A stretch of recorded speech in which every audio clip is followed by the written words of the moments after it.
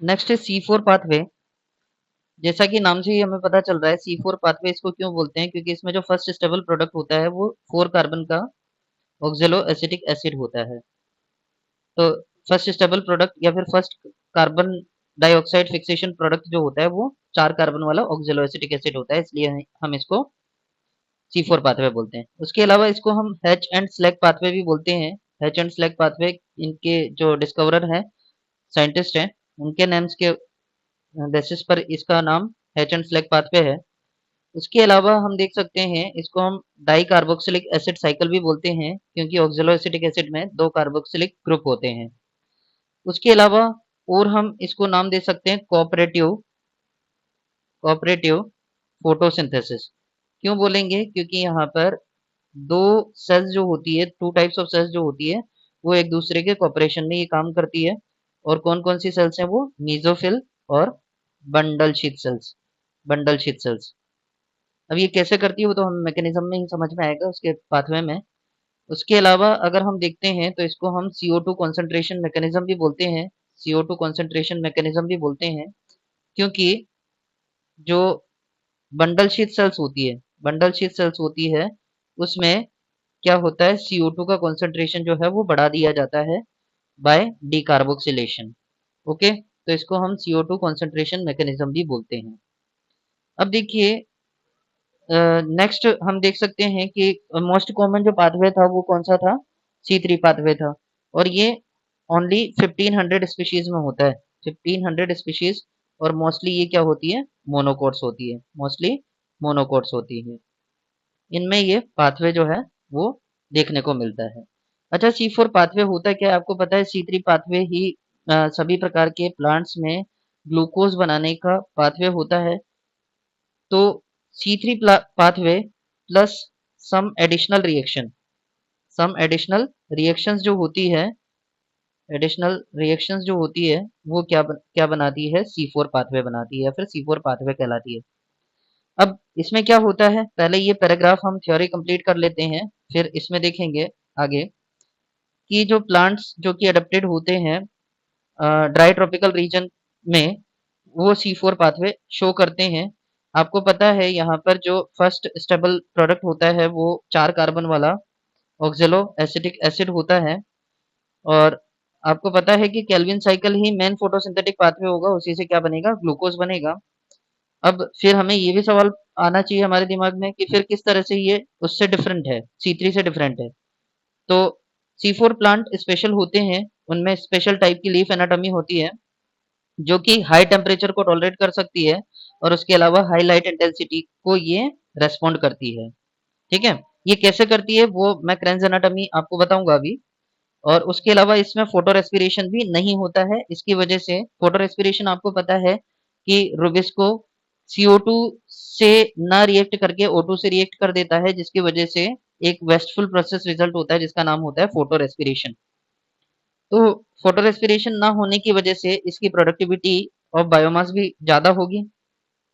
अब यहाँ पर कुछ क्वेश्चन पूछे हैं कि study the vertical section of leaves, one is C3, another is C4।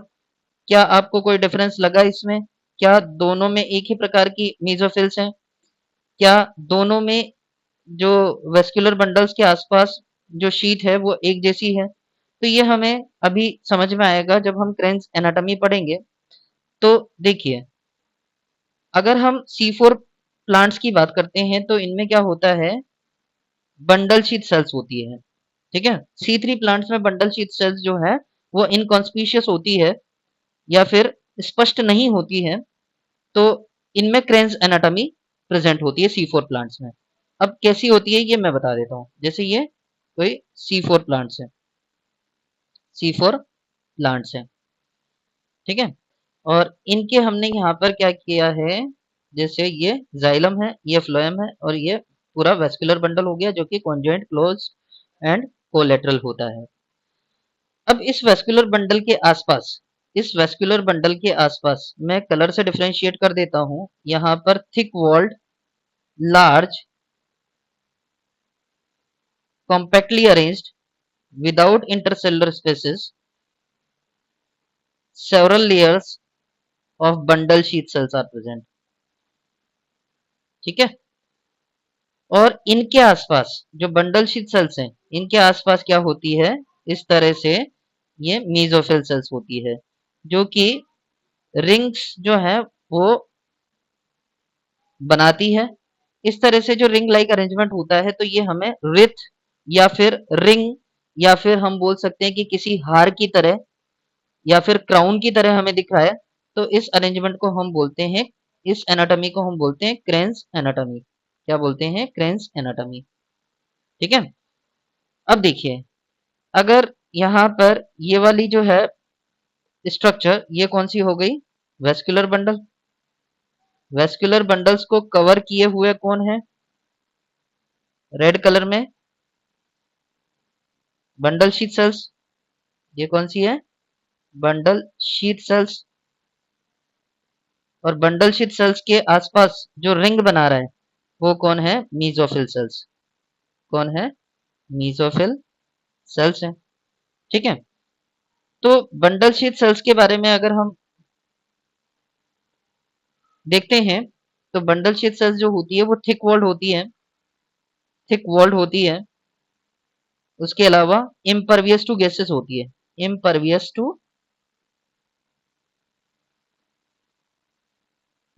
To gases होती है।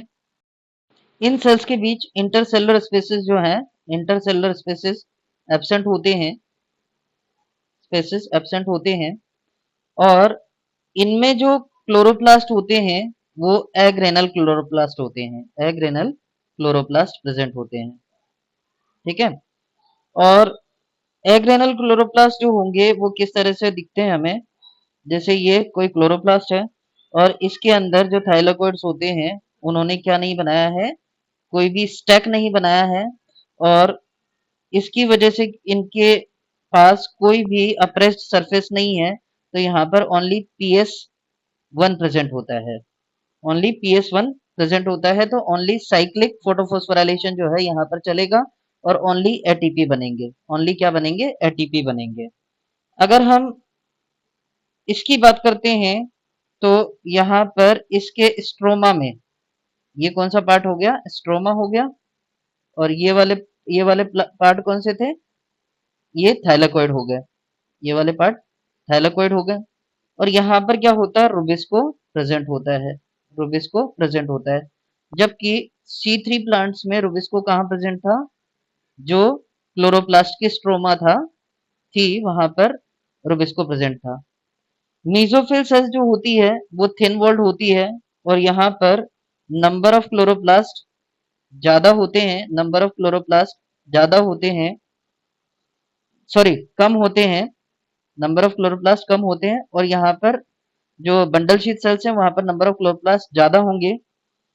अगर हम इनके क्लोरोप्लास्ट की बात करते हैं, तो इनका जो क्लोरोप्लास्ट होता है वो ग्रेनल क्लोरोप्लास्ट होता है, मतलब यहाँ पर क्या बना लेगा? ये स्टैक बना लेगा, ये स्ट्रोमा लेमेली है और ये वापस ग्रेनम हो गया। तो इसमें PS1 और PS1 एंड PS2 दोनों प्रेजेंट होंगे। उसके अलावा ये जो इसका स्ट्रोमा है ना, ये जो इस क्लोरोप्लास्ट का स्ट्रोमा है वहां पर रूबिस्को एब्सेंट होता है, रूबिस्को एब्सेंट होता है। जबकि एक स्ट्रॉन्ग कार्बोक्सिलेटिंग एंजाइम जिसको हम बोलते हैं पेपकेस, वो क्या होगा? प्रेजेंट होगा। और ये पेपकेस जो है मीजोफिल सेल्स के साइटोप्लाज्म में होता है, साइटोप्लाज्म ऑफ मीजोफिल में प्रेजेंट होता है, ना कि स्ट्रोमा में। स्ट्रोमा में ये प्रेजेंट नहीं होता है, किसमें प्रेजेंट होता है? मीजोफिल के साइटोप्लाज्म में प्रेजेंट होता है। तो ये सब पढ़ने के बाद हम इनके आंसर दे सकते हैं कि study the vertical section of leaves, one of the one of C3 plant and another is C4 plant. क्या आपने दोनों में डिफरेंस देखा? अच्छा, ये देखो कि C3 प्लांट्स में क्या होगा? C3 प्लांट में इस तरह से ये जाइलम और ये फ्लोएम है, और इसके आसपास एक इनकॉन्स्पिशियस शीट प्रेजेंट होती है। ठीक है, कई जगह इसको एब्सेंट भी बता दिया जाता है, बट प्रेजेंट तो होती है, बट इनकॉन्स्पिशियस होती है। और ये जो मीजोफिल सेल्स हैं, ये इस तरह से यहाँ पर कॉन्सेंट्रिकली अरेंज नहीं होती है, कॉन्सेंट्रिकली अरेंज नहीं होती है। जैसा कि इसमें रिंग में प्रेजेंट है, किसमें C4 प्लांट्स में। तो ये कॉन्सेंट्रिकली अरेंज नहीं होती है, ये C3 की हम बात कर रहे हैं, और C4 ऑलरेडी हम क्रेन्स एनाटॉमी पढ़ चुके हैं। तो क्रेन्स एनाटॉमी क्या C3 में होती है? नहीं होती है। तो डिफरेंस हमें दिखा, यस, C3 में क्रेन्स एनाटॉमी नहीं है, जबकि C4 में क्रेन्स एनाटॉमी होती है। Do both have same type of मीजोफिल्स?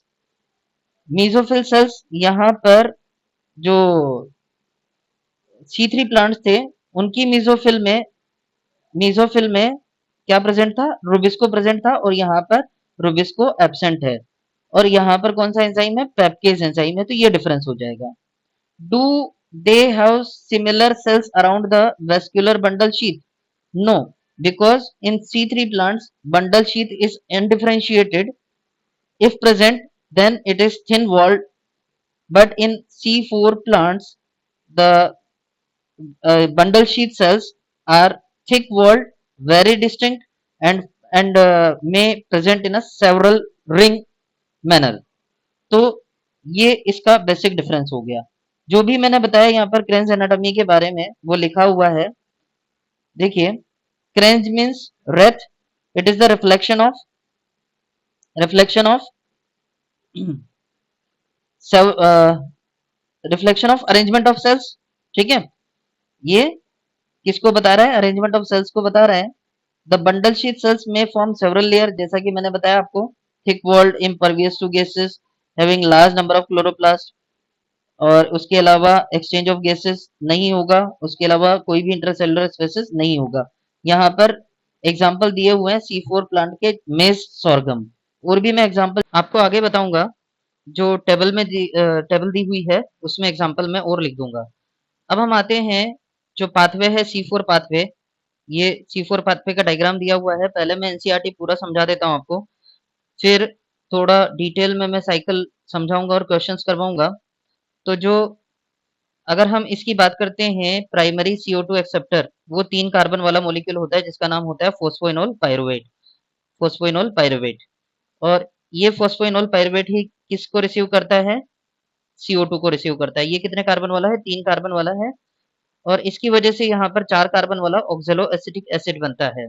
और इस रिएक्शन को कैटेलाइज करता है एक एंजाइम जिसका नाम होता है पेपकेज या फिर पेप कार्बोक्सिलेज।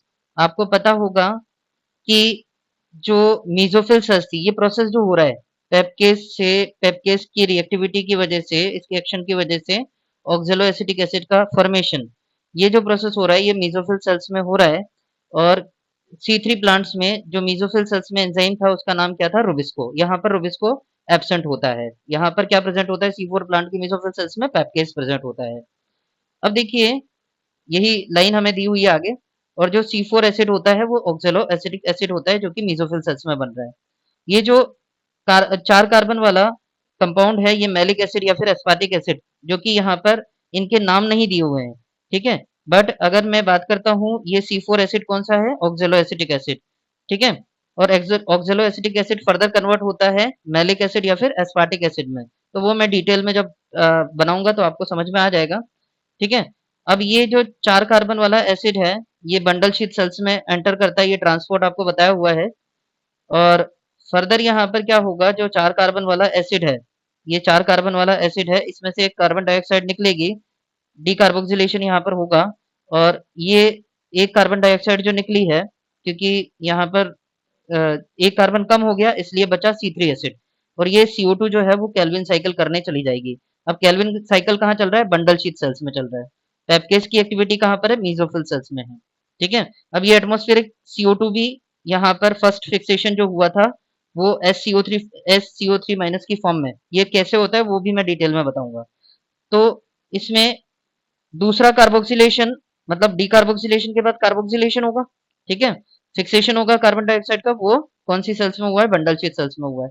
अब ये जो C3 एसिड है ये वापस ट्रांसपोर्ट होगा कहाँ पर? C3 एसिड का नाम होता है पायरुविक एसिड, और ये वापस ट्रांसपोर्ट होता है मीजोफिल सेल्स में, और रीजनरेट करके ये क्या बना लेता है?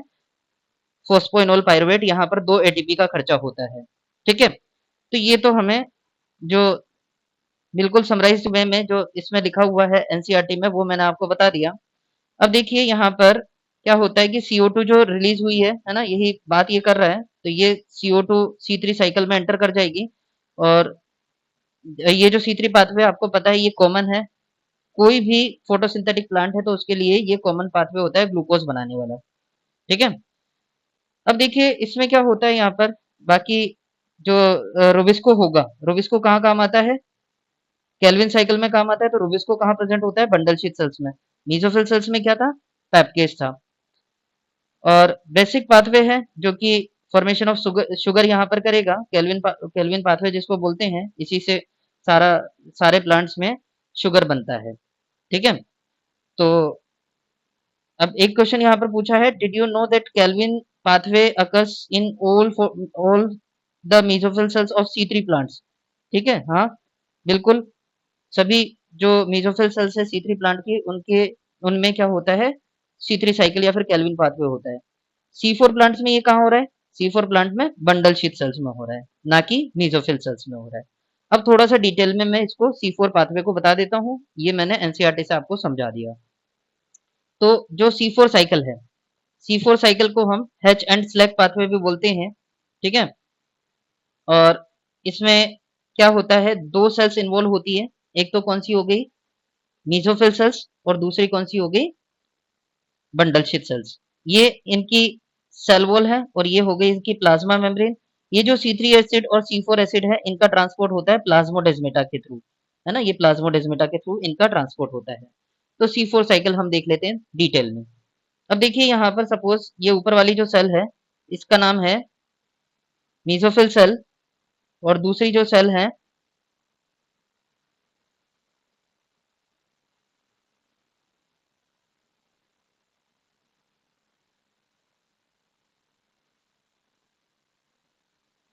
अब यहाँ पर जैसे ये वाली जो सेल है ऊपर वाली, ये इनकी सेल वॉल है, ये इनकी सेल वॉल्स है, और यहाँ पर ये प्लाज्मोडेस्माटा है, ये क्या हो गए, प्लाज्मोडेस्माटा हो गए, प्लाज्मोडेस्माटा हो गए। ऊपर वाली जो सेल है उसका नाम है मेसोफिल सेल, और मेसोफिल सेल में आपको पता है, मेसोफिल सेल, और ये वाली जो सेल है ये कौन सी हो गई, bundle sheath cell, bundle sheath cell हो गई। अब मेसोफिल सेल के बारे में हमें ये जानकारी है ही, जैसा कि मैं ऑलरेडी बता चुका हूँ आपको, यहाँ पर PS1 और PS2 दोनों होते हैं। ठीक है। वाटर स्प्लिटिंग होगा, यस, O2 निकलेगा, है ना, क्योंकि आपको पता है कि वाटर स्प्लिटिंग कॉम्प्लेक्स जो है वो PS2 के साथ एसोसिएट होता है। उसके अलावा ATP यहाँ पर बनता है, उसके अलावा NADP H+ यहाँ पर बनता है। उसके अलावा रुबिस्को प्रेजेंट होगा क्या इसमें, नहीं होता है, रुबिस्को यहाँ पर एब्सेंट होता है। अगर हम बंडल शीथ सेल्स की बात करते हैं, तो बंडल शीथ सेल्स जो है वो थिक वॉल्ड है, इम्परवियस टू गैसेस है, विदाउट इंटरसेलुलर स्पेसेस है। यहाँ पर जो क्लोरोप्लास्ट है उनमें PS2 नहीं होता है, PS2 नहीं होता है, बट PS1 होता है। PS1 है, PS2 नहीं है, तो H2 स्प्लिट नहीं होगा, O2 नहीं निकलेगी, ATP बनेगा क्या, साइक्लिक फोटोफॉस्फोराइलेशन से बनेगा, और रुबिस्को यहाँ पर क्या होता है, प्रेजेंट होता है, रुबिस्को यहाँ पर प्रेजेंट होता है। अब हम आ जाते हैं साइकिल पर। तो ये जो एटमॉस्फेयर से एटमॉस्फेयर से आई CO2, ठीक है, जैसा कि वहां पर ये हमें बाइकार्बोनेट आयन की फॉर्म में इसको दे रखा है, CO2 इसकी फॉर्म में ये क्या करता है, एक्सेप्ट करता है, तो वो प्रोसेस क्या होता है, CO2 पहले रिएक्ट करता है H2O के साथ, ठीक है, बनाता है कार्बोनिक एसिड H2CO3, और H2CO3 इस ये ब्रेक होता है H plus plus SCO3 minus में, है ना, ये कार्बोनेट आयन की फॉर्म में।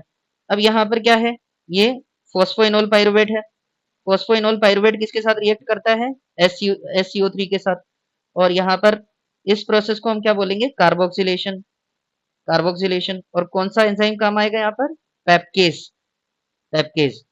और जो प्रोडक्ट बनता है उसका नाम होता है ऑक्जेलो एसिटिक एसिड। जैसा कि एनसीईआरटी की थ्योरी में दिया हुआ है कि ये जो C4 एसिड है फर्दर कन्वर्ट हो जाता है मैलिक एसिड या फिर एस्पार्टिक एसिड में। ठीक है। तो इसमें प्रोसेस क्या होता है कि जैसे ट्रांस एमिनेशन अगर हुआ है इसका, NH2 प्लस इसके साथ जुड़ा है, ठीक है, तो इसको हम बोलेंगे ट्रांस एमिनेशन। अगर ट्रांस एमिनेशन इसका हुआ है तो ये बनेगा एस्पार्टिक एसिड, एस्पार्टिक एसिड। ठीक है, एस्पार्टिक एसिड की फॉर्म में यूजुअली ये नहीं जाता है, मतलब ट्रांसपोर्ट नहीं होता है। ये किसकी फॉर्म में ट्रांसपोर्ट होगा? मेलिक एसिड की फॉर्म में। ठीक है, तो यहाँ पर ये इसके क्लोरोप्लास्ट में एंटर करता है। अगर मेलिक एसिड की फॉर्म में गया है तो ये ऑक्जेलो एसिटिक एसिड किस में एंटर करेगा? ये इसके अंदर, क्लोरोप्लास्ट के अंदर।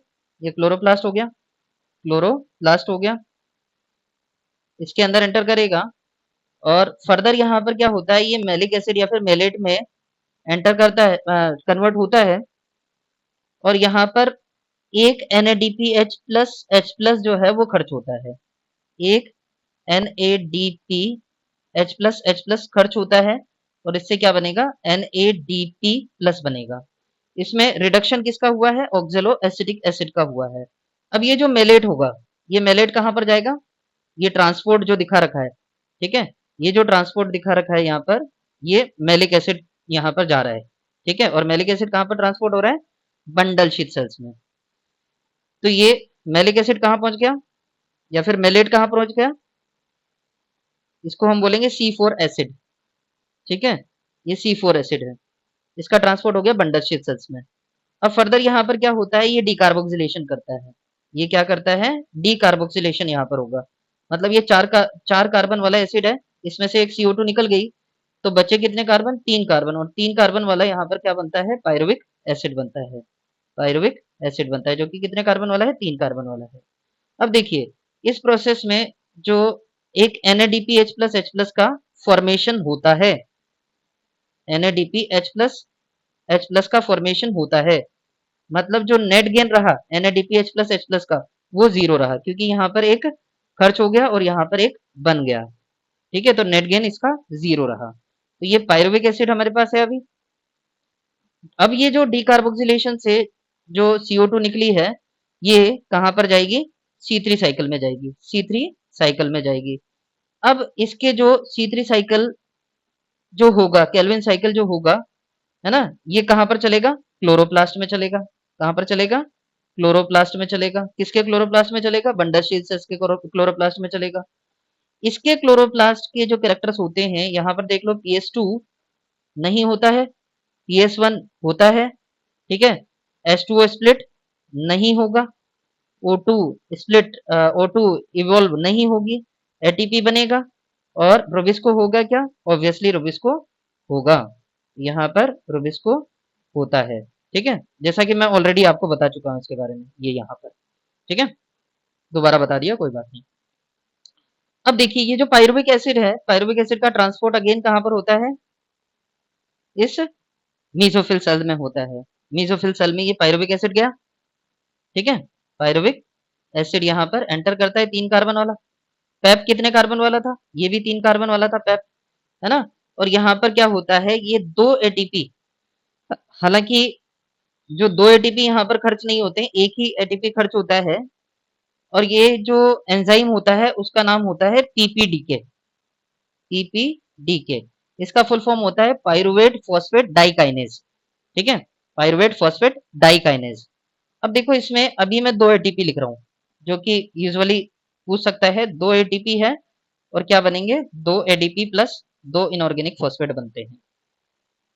एक्चुअली होता क्या है इसमें कि जो PPDK एंजाइम है, ये क्या करता है? ATP को तोड़ता है AMP plus inorganic phosphate plus inorganic phosphate में। ठीक है, यूजुअली एंजाइम किसमें तोड़ते हैं? जो एटीपेज एंजाइम होता है वो क्या करता है? एटीपी को ADP प्लस इनऑर्गेनिक फॉस्फेट में यहाँ पर ब्रेक करते हैं। बट जो PPDK एंजाइम है, PPDK एंजाइम है, पायरुवेट फॉस्फेट डाइकाइनेज जो एंजाइम होता है, ये क्या करता है? इसको AMP प्लस इनऑर्गेनिक फॉस्फेट में, 2 इनऑर्गेनिक फॉस्फेट्स में ये तोड़ता है। तो यहाँ पर 2 ATP के बराबर एनर्जी, हम बोल सकते हैं कि 2 फॉस्फेट बॉन्ड की एनर्जी यहाँ पर खर्च हो रही है। इसलिए जो फिजियोलॉजिस्ट हैं, इस इनको 2 ATP जो है वो कंसिडर करते हैं। ठीक है, तो एनसीईआरटी तो ऑलरेडी मैं बता चुका था। अगर कहीं क्वेश्चन आता है तो वो आपको देखना है। एक बात यहाँ पर ये देखनी है हमें, यहाँ पर हमने कितना मॉलिक्यूल ऑफ CO2 फिक्स किया था? 1 मॉलिक्यूल ऑफ CO2 फिक्स किया था। 1 मॉलिक्यूल CO2 फिक्सेशन के लिए फिक्सेशन यहाँ पर किया था। तो आपको ये ध्यान रखना है कि एडिशनल एटीपी एडिशनल एटीपी और NADPH प्लस H प्लस कितने लगे? NADPH प्लस H प्लस कितने लगे? तो NADPH प्लस H प्लस कोई एक्स्ट्रा लग रहा है क्या यहाँ पर? नहीं लग रहा है, क्योंकि एक खर्च हुआ था तो एक बन गया, तो नेट गेन इनका 0 रहा। ठीक है, तो ये तो हो जाएगा 0। अच्छा, पर एटीपी जो खर्चा हो रहा है एडिशनल, नॉट टोटल। ठीक है, तो ये कितना हो जाएगा? यहाँ पर 2 एटीपी एडिशनल लगते हैं। अगर मैं टोटल की बात करता हूँ, ये अभी मैंने किसकी बात की थी? एडिशनल की बात की थी। ठीक है, टोटल अगर पूछा है तो हमें C3 साइकिल भी काउंट करना पड़ेगा, क्योंकि अल्टीमेटली जो ग्लूकोज बनेगा वो इसी की हेल्प से बनेगा। तो टोटल जो एटीपी लगेंगे यहाँ पर, तो कितने लगेंगे? 2 तो ये C4 साइकिल वाले, और 3 कौन से? C3 साइकिल वाले। और उसके अलावा NADH प्लस H प्लस एक CO2 फिक्सेशन के लिए कितने लगे थे? 2 लगे थे। तो यहाँ पर क्या होगा? 5 एटीपी और उसके अलावा 2 NADH प्लस H प्लस यहाँ पर CO2 के फिक्सेशन के लिए लगते हैं। अगर एक ग्लूकोज मॉलिक्यूल का फॉर्मेशन करवाना है, एक ग्लूकोज मॉलिक्यूल का फॉर्मेशन करवाना है, तो पहले मैं देख लेता हूँ एडिशनल। एडिशनल, ठीक है, एडिशनल कितने लगे होंगे? एक बार में 2 एडिशनल लग रहे हैं। ठीक है, ATP and NADPH plus H plus, एक बार में 2 एटीपी एडिशनल लग रहे हैं, तो यहाँ पर 6 कार्बन फिक्स करवाने पड़ेंगे, 6 CO2 फिक्स करवानी पड़ेगी। तो कितने लगेंगे? 12। और ये क्या होंगे? 0, क्योंकि कोई additional NADPH plus H plus नहीं लग रहा है। ठीक है, टोटल की बात कर लो, टोटल एक ग्लूकोज के लिए बात कर रहे हैं हम। ठीक है, यहाँ पर हमने एक CO2 फिक्सेशन के लिए बात की थी, है ना, ये हमने एडिशनल की बात की और यहाँ पर टोटल की बात की। तो टोटल कितने हो जाएंगे? 12 प्लस 18 एटीपी कौन से हैं? C3 साइकिल वाले हैं। ठीक है, और उसके अलावा 12 कौन से हैं? C3 साइकिल वाले NADH plus H plus NADPH plus H plus जो खर्च हुए हैं। तो टोटल एटीपी कितने लगेंगे?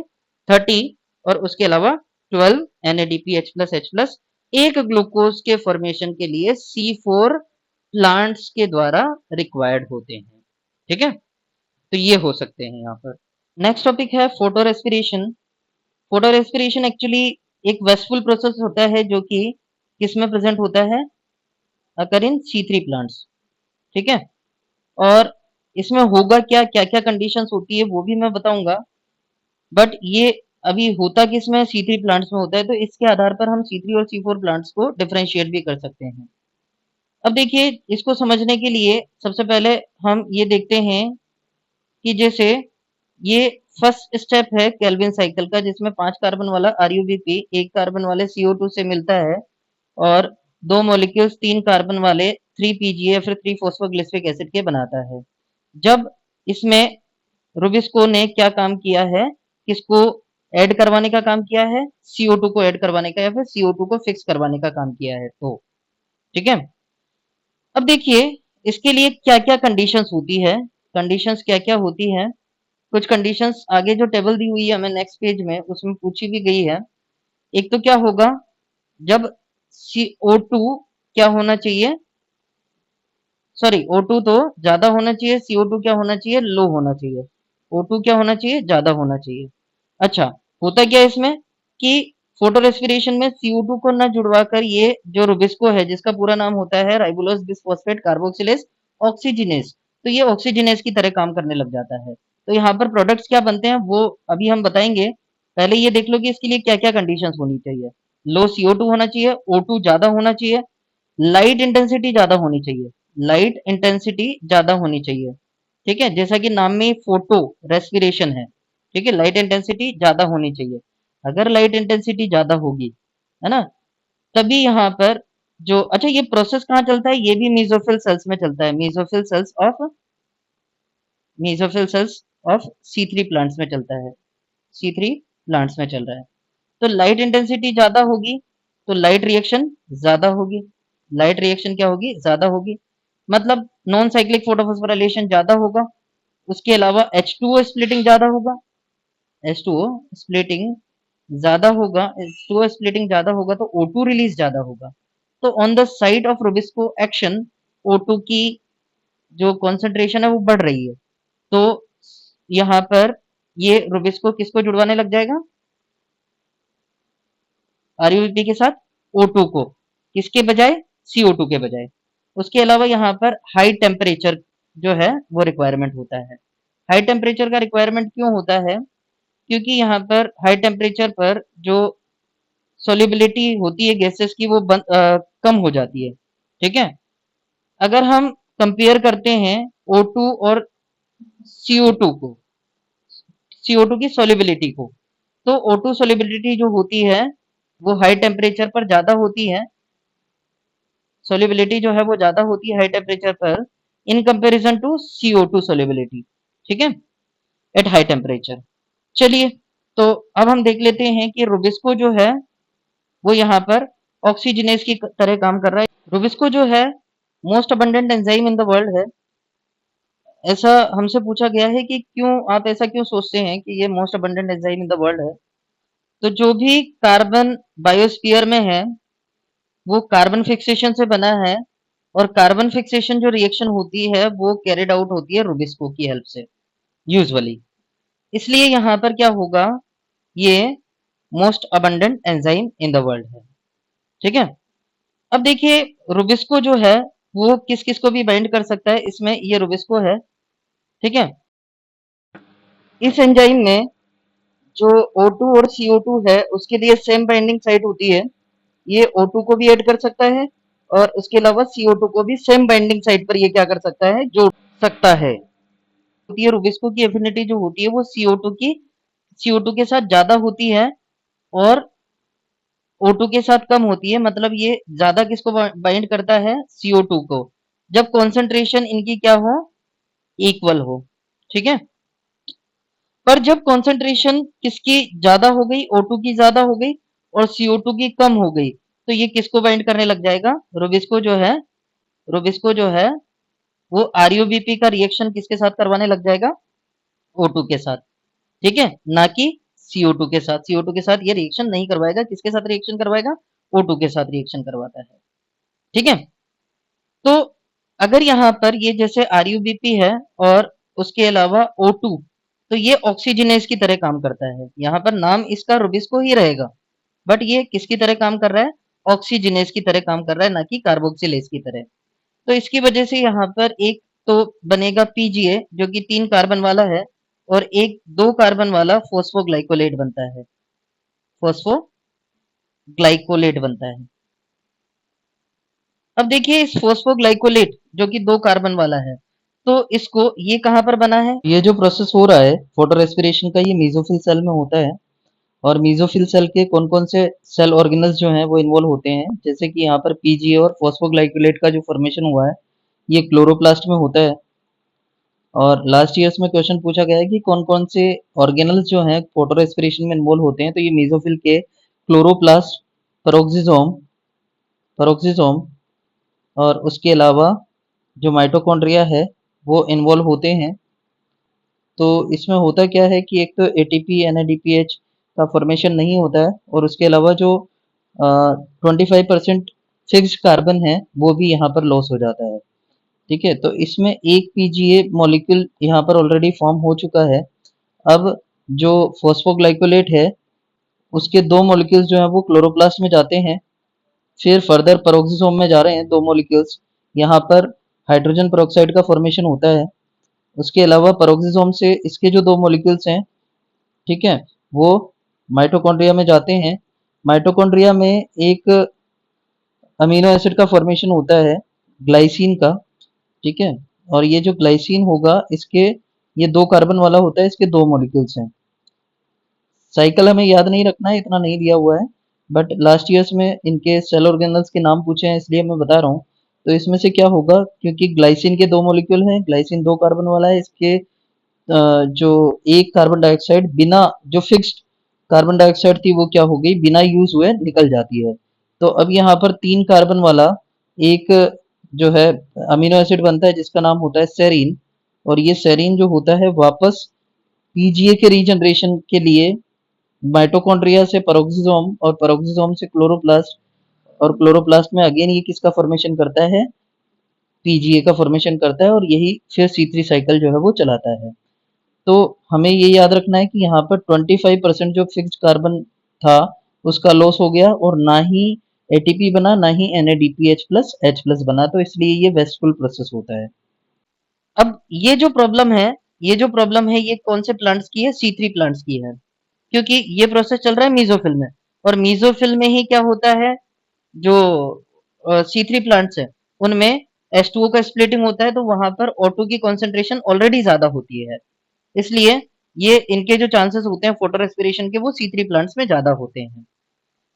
बट सी4 प्लांट्स में क्यों नहीं होते हैं, क्योंकि सी4 प्लांट्स में आपको पता है रुबिस्को, जैसा कि मैंने पहले ही बताया है ना, रुबिस्को की जगह इन्होंने चेंज कर ली। रुबिस्को कहाँ ले आई है, बंडल शीथ सेल्स में, ठीक है, और बंडल शीथ सेल जो है वो ऑलरेडी इम्pervious टू गैसेस है, थिक वॉल्ड है, ओके।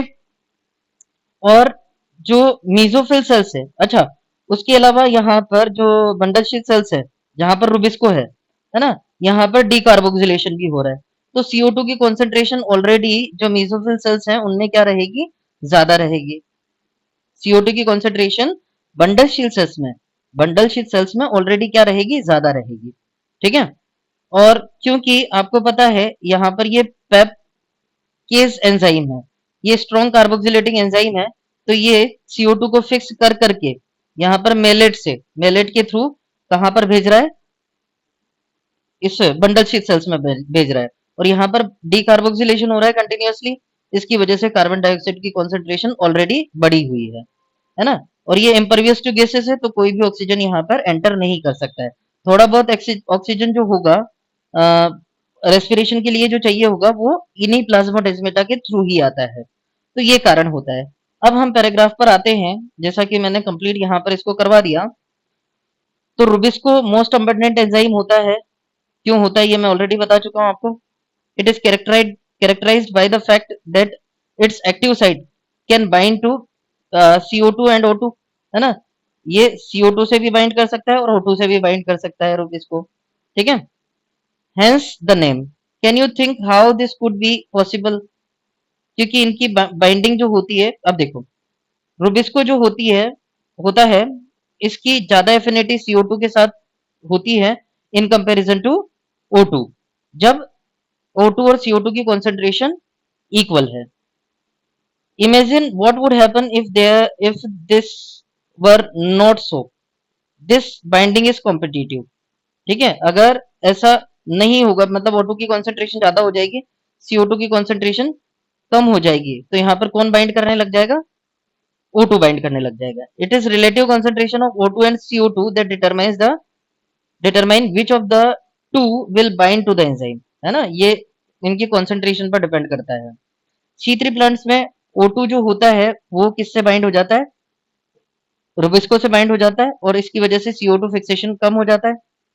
और RUBP जो होता है वो दो मॉलिक्यूल्स में कन्वर्ट हो जाता है ना,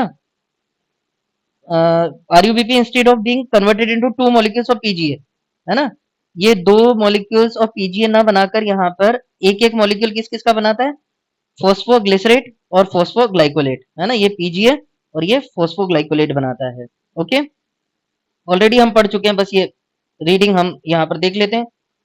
in the photorespiratory pathway there is neither synthesis of sugar nor ATP, rather it is result in the release of CO2 without utilization of ATP, इस वाली CO2 की बात कर रहा है ये, ठीक है।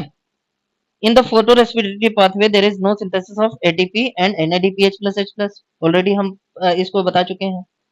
this the biological function of photorespiration is not known yet, अभी तक इसका जो बायोलॉजिकल फंक्शन है वो पता नहीं है।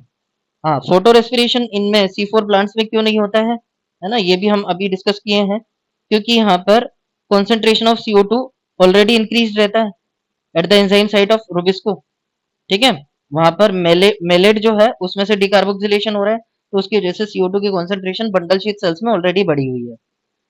This takes place when C4 acid from mesophyll cell is broken down in the bundle sheath cells to release CO2. Okay, this result in the increasing of intracellular concentration of CO2. उस cell के अंदर CO2 का concentration बढ़ेगा. In turn, this ensures that the Rubisco function as carboxylase minimizing the oxygenase activity, है ना. और ये ensure करता है कि यहाँ पर ऑक्सीजनेज एक्टिविटी कम होगी और कार्बोक्सिलेज एक्टिविटी जो है वो ज्यादा होगी. ठीक है, क्योंकि CO2 का कंसंट्रेशन वहां पर ज्यादा है. Now that you know that the C4 plants lack photorespiration, you probably can understand why productivity and yield are better in these plants. क्योंकि इनमें फोटोरेस्पिरेशन नहीं होता है इसलिए इनका यील्ड ज्यादा होगा, प्रोडक्टिविटी ज्यादा होगी. In addition to these plants show tolerance to high temperature. उसके अलावा ये हायर टेम्परेचर पर क्या होते हैं, अडेप्टेड होते हैं. ठीक है, उसके अलावा हम बात कर सकते हैं यहाँ पर क्योंकि इनमें कॉन्सेंट्रिक अरेंजमेंट होता है. Based on the about discussion you can compare the plant showing C3 and C4 pathway. C3 और C4 पाथवे में अब हमें बहुत सारे अंतर पता है.